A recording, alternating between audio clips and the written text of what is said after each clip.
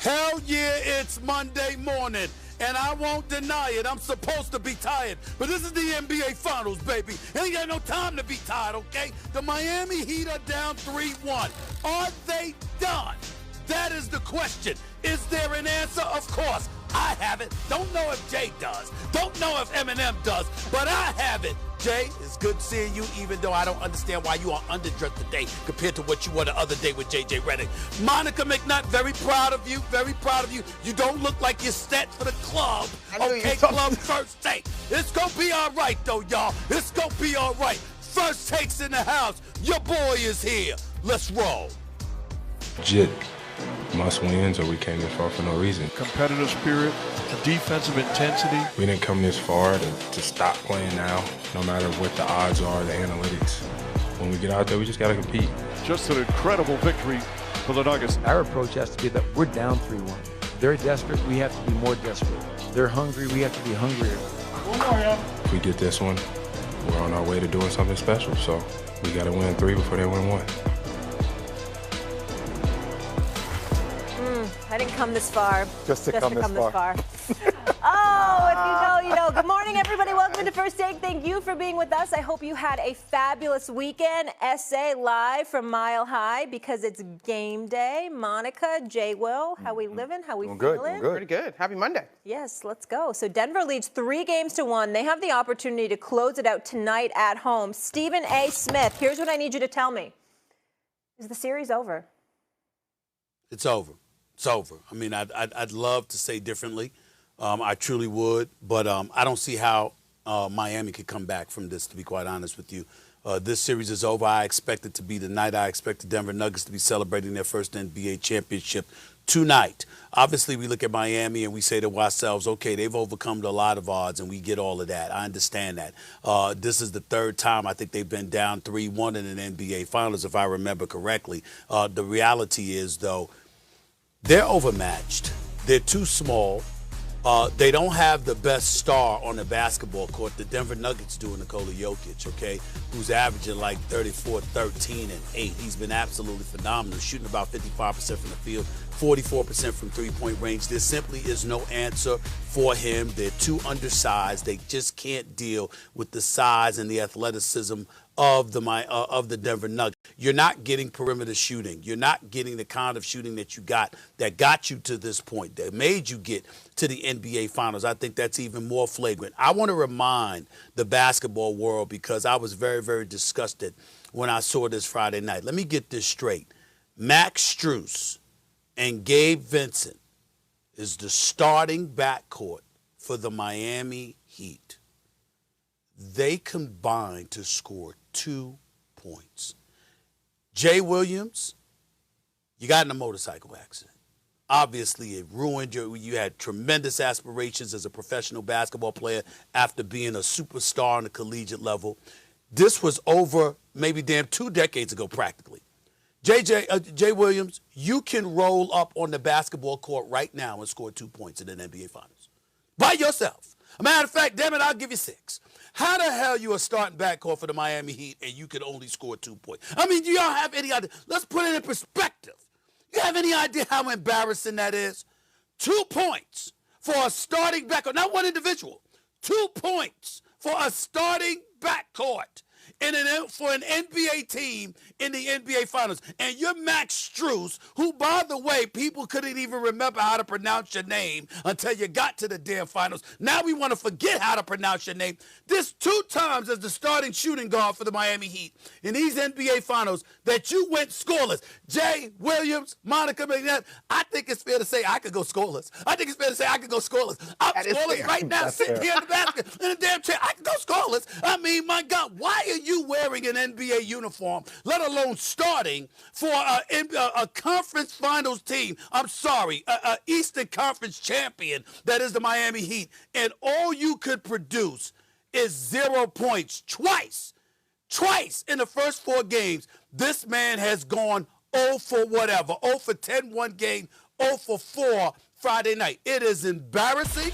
It is disgraceful, and it's a damn shame that Jimmy Butler and Bam Adebayo are not receiving the support it deserves. You understand it. because they got 7 undrafted players that's been contributing. But my God, for a starting backcourt to score 2 points combined in an NBA Finals, that seals your fate. I don't understand how they could go to the Mile High City. And that's one of the reasons, even though I'm tired because I've been working my tail off. Here's the deal, y'all. I got to travel to the Mile High City. The air is different here, as y'all all know, with this altitude and stuff like that. Waking up with a bleeding nose and all of this other stuff. Oh, don't talk to me about bad air.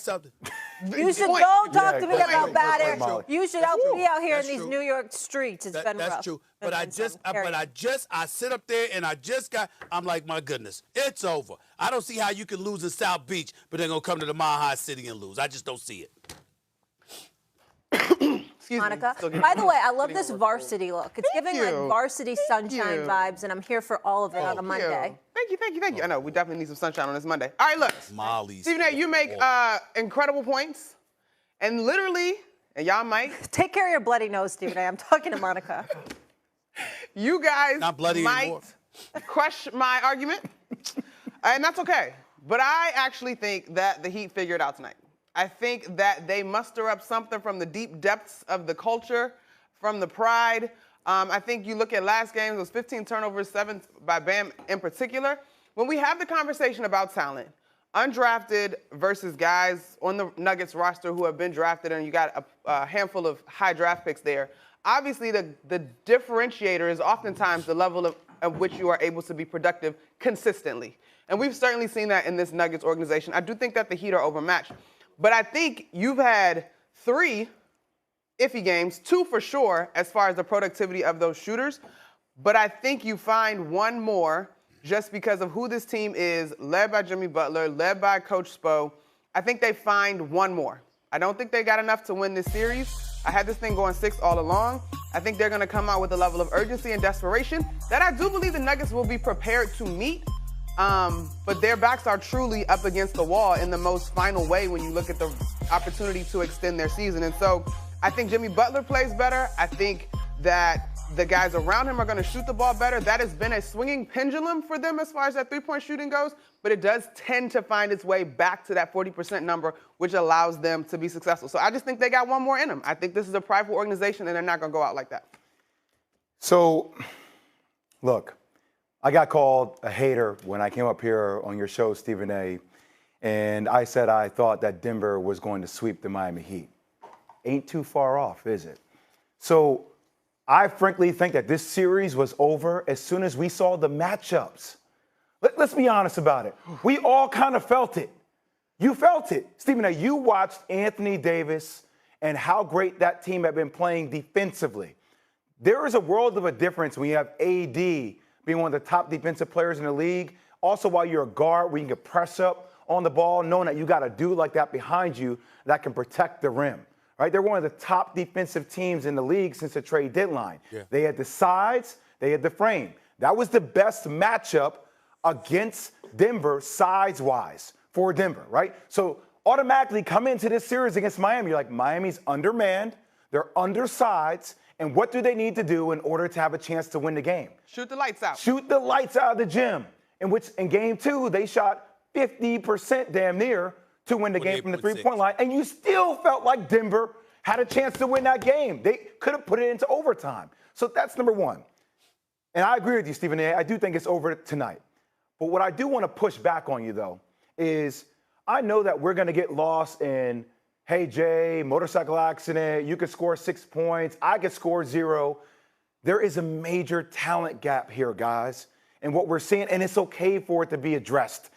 It's not used to demean Gabe Vincent, to tell you Gabe Vincent isn't deserving of $9 to $10 to $11 million a year, or Max Strus isn't deserving of his money. But you're talking about Jamal Murray doing he's doing something unprecedented. Him and Jokic both are, right? They're one of 7 people in NBA history to average 25, 5, and 5 in the NBA Finals. You have Aaron Gordon, who is a top NBA draft pick, who is a lockdown defender. You have Bruce Brown, who is 6'4", with a 6'9.5" wingspan. That is strictly his job is to lock you down. So with all these players, you need Duncan Robinson to try to give you 10 points in the span of like 15 seconds off the bench. It's not going to work the same. I'm not saying that Miami doesn't have a chance to win tonight, because they do, and they need to get this game in the mud. But at the end of the day, when talent has the same sense of urgency as the untalented team, they're probably going to win those games the majority of the time. I'm just saying. It's not hating on Miami. It's just telling you what time it is. That's all. Jay, first of all, let's put things in this proper perspective. First of all, don't give yourself too much of a pat on the back because you were wrong. I mean, I understand you weren't far off, but you were still wrong. You said a sweep, and it didn't happen. But that's okay. Gentlemen, okay. I'll add gentlemen to it. I said 6 games, and I'm going to be wrong. I'm going to be wrong because it's going to be 5. But wrong is wrong. That's number 1. Number 2, Jay Williams, I don't want to hear that, bro. I understand there's a huge talent gap. I get all of that. But I asked the question for a reason. Max Strus has no business recording just as many points as me. There's no excuse for that. There's no excuse for that. I don't give a damn about the talent gap. I'm going to crystallize it for you even more. I'm going to repeat that, Jay Williams. He has no business as a starting shooting guard. That means your job is to shoot. You have no excuse to be recording as many points as me. I mean, how about this one, Jay? Molly. How about this one? Monica McNutt. Max Strus, I hope you watch it. Max Strus, in 2 games in the NBA Finals, as the starting shooting guard for the Miami Heat, has scored as many points as me or Monica McNutt or Molly. There is no excuse Stephen for that. You know, coming into the playoffs, people didn't even know who Max Strus was. Which is ridiculous because he had a great run last year when it was the Eastern Conference Final. But I'm not making excuses for it. I'm just trying to tell you. People didn't even know who he was. And now expectations are we're asking Caleb Martin to score 19 points per game. Here's why. It would have been nice for Caleb Martin to score 19 points a game, but the fact that you did it, it's not a crime. We'd like to see him step up, and he came back. He scored 10 points the other night, a few points the other night, hit a couple of key 3-pointers. We get all of that. We understand it. So he wasn't what he was during the Eastern Conference Finals. We didn't mention him. We're talking about a starting shooting guard that gave you a donut twice. Understood. There is no excuse for that. We're talking about a starting backcourt that's giving you 2 points.